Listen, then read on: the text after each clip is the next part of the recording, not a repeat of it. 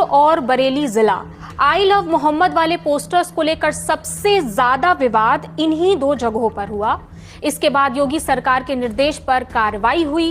इस एक्शन पर अब भारतीय जनता पार्टी के खेमे में ही नाराजगी शुरू हो गई है। जम्मू कश्मीर के बीजेपी नेता जहांजैब सिरवाल ने पार्टी आलाकमान से कहा है, अगर हालात काबू में नहीं हुए तो इस्तीफा दे दूंगा।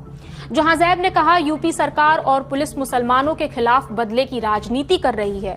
उन्होंने पीएम नरेंद्र मोदी के सबका साथ, सबका विकास, सबका विश्वास वाले मंत्र का हवाला देते हुए कहा, पीएम का विजन समावेशी है, लेकिन यूपी सरकार का रुख बिल्कुल उल्टा है।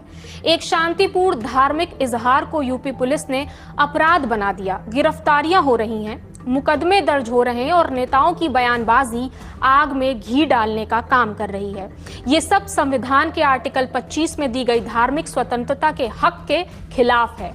कोई नेता किसी समुदाय के हक और इबादत पर डर का साया नहीं डाल सकता। इसके साथ ही जहांजैब ने पार्टी आलाकमान से मांग की कि एफआईआर वापस हो, बंद किए गए लोगों को छोड़ा जाए और निष्पक्ष जांच हो जिसमें किसी एक समुदाय को टारगेट ना किया जाए।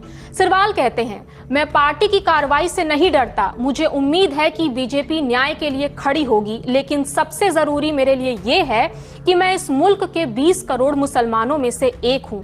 हमारे नबी से मोहब्बत कभी गुनाह नहीं हो सकती। सिरवाल कश्मीर के किश्तवाड़ इलाके से आते हैं और पेशे से वेटनरी डॉक्टर हैं। इससे पहले वो कांग्रेस में थे। 2024 के जम्मू कश्मीर चुनाव से ठीक पहले बीजेपी ज्वाइन की। इसके पीछे की वजह उन्होंने प्रधानमंत्री मोदी के सबका साथ, सबका विकास वाले नारे को बताया। चुनाव में बीजेपी की इलेक्शन मैनेजमेंट कमेटी में आंकड़ों का जिम्मा उन्हीं पर था, मगर अब वो उत्तर प्रदेश बीजेपी और मुख्यमंत्री के खिलाफ खुलकर बोल रहे हैं। अब हम उस विवाद पर भी नजर डाल लेते हैं जिसकी बात हो रही है। 4 सितंबर को कानपुर में रावतपुर इलाके में बरफात ईद उल मिलाद उन नबी के जुलूस के दौरान ये विवाद शुरू हुआ। यहाँ पर मुस्लिम समुदाय के लोगों ने जुलूस के दौरान एक बैनर लगाया था जिस पर लिखा था, आई लव मोहम्मद। हिंदू संगठनों ने इसका पुरजोर विरोध किया और कहा कि बारवफात के जुलूस में ये नई परंपरा शुरू की जा रही है।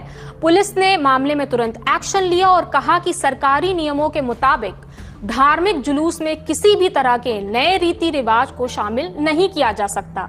इस दौरान हिंदू और मुस्लिम समुदाय के लोगों ने एक दूसरे पर पोस्टर फाड़ने का आरोप लगाया, जिसे लेकर विवाद बढ़ता चला गया।